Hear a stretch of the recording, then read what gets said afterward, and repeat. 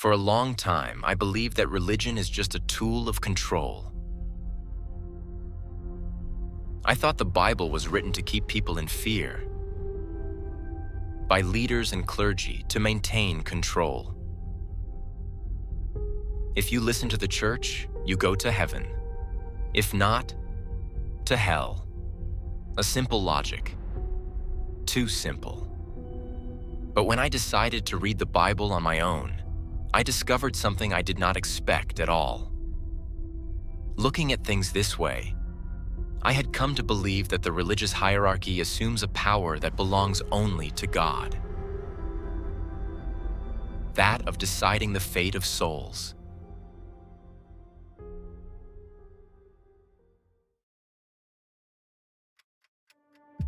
My conversion did not come through sermons or through the authority of a priest. It came through a personal decision to read the Bible on my own and to understand faith by myself. So I started searching. I read about Islam, about Mormonism, about Eastern spirituality.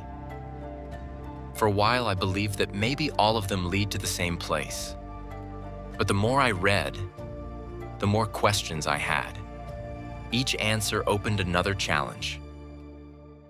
But this idea raised a deep moral problem. If someone does a lot of harm, but then compensates with good deeds, can they buy forgiveness this way? If that were true, then heaven would not be different from our world, and divine justice would become negotiable. Other traditions say that people become divine themselves or take part in cosmic creation. In Eastern traditions, karma makes every action return to the one who does it. Besides religions, I also looked into energies, crystals, the universe, manifesting what we want and what we receive. I explored a bit of everything related to spirituality, but many of these practices or concepts seem to me meaningless, simple ideas created by people without a real foundation. Looking at all this, I noticed a pattern. Many religious systems seem built conveniently for human power and personal gain. Instead of pointing to a creator at the center of existence, they suggest that the universe revolves around us, as if we were the center of reality. I kept searching, and in the end, I returned to the Bible. The first reading was not easy. The image I had of God I did not like at all. The Old Testament seemed heavy and sometimes boring, without understanding that it is the foundation of the Jewish faith. For Christians, however, the center of the message is found in the New Testament. There, I began to discover something unexpected: the nature of God, the incredible patience He has toward us, His love for people. For the first time, I tried to read it without prejudice. The message of the Bible no longer seemed like a simple human construction. It was a vision of the world and morality that went beyond the simple logic of reward and punishment. I began to understand the central idea of the Bible, that humanity lives in a state of rebellion against God, a separation symbolized even from the story of Adam and Eve.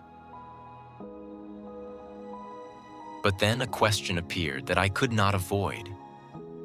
Why am I responsible for this? And then I realized something that completely changed my perspective. The Bible is not about me. I had to give up the idea that I am at the center. The main character is God.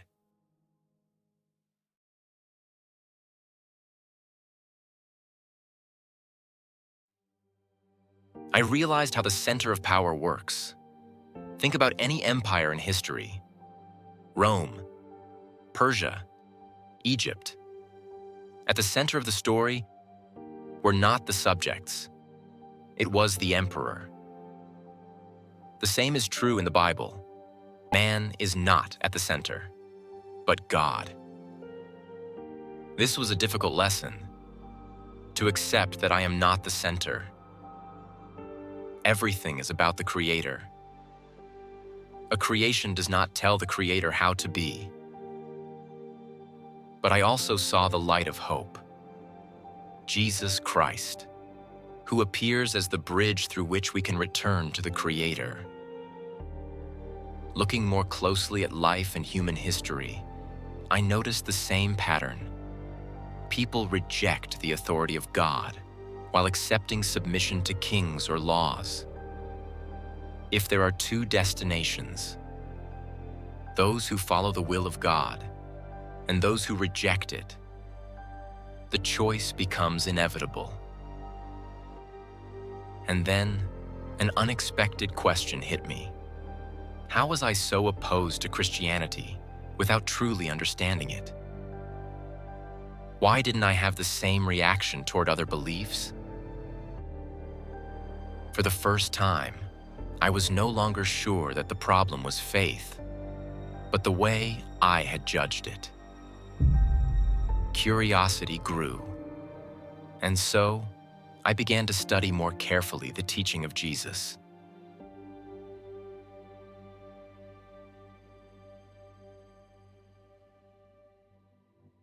Even historians who do not believe in God agree on one thing.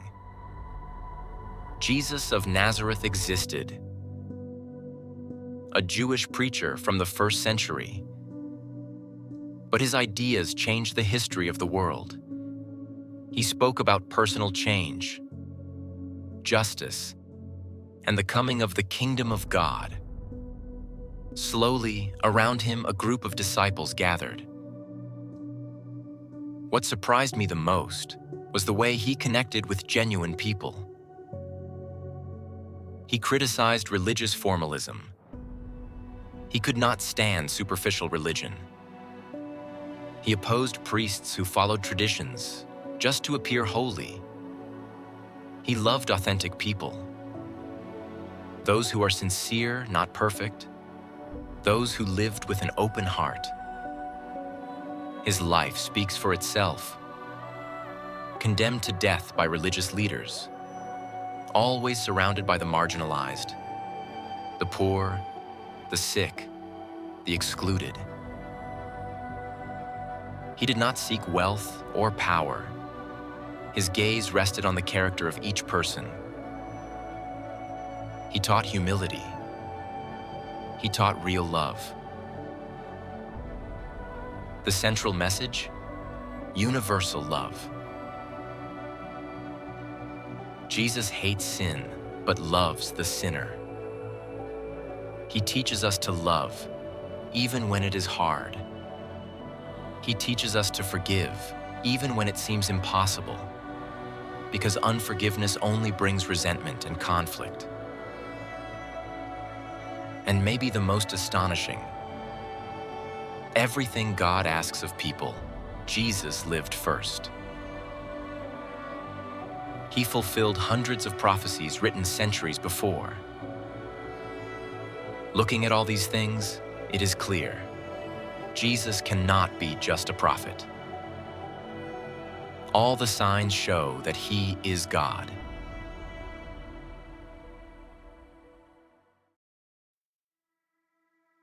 At the beginning, I saw religion as a tool of control. I believed it was about fear and hierarchy. Now I know something else. The perspective has completely changed. The Bible is not about fear. It is not about me. It is about God, about his love, and about our free choice. I choose to follow him, consciously. Good deeds are no longer a goal, no longer an obligation. They come naturally from a heart that is transformed. When you love and you are grateful, You want to act in a way that pleases the one you love. Salvation is not earned through deeds. It is His grace, an undeserved gift, free, offered to those who choose to follow Jesus. I made the decision to read the Bible on my own, not because someone told me to, but because I wanted to find the truth. If you haven't done this until now, maybe it is worth trying. Sometimes the truth appears only when you begin to search.